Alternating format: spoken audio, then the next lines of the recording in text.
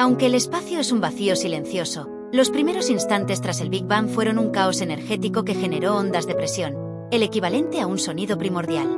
Científicos han recreado el sonido de esa explosión cósmica utilizando simulaciones basadas en las fluctuaciones de temperatura del fondo cósmico de microondas.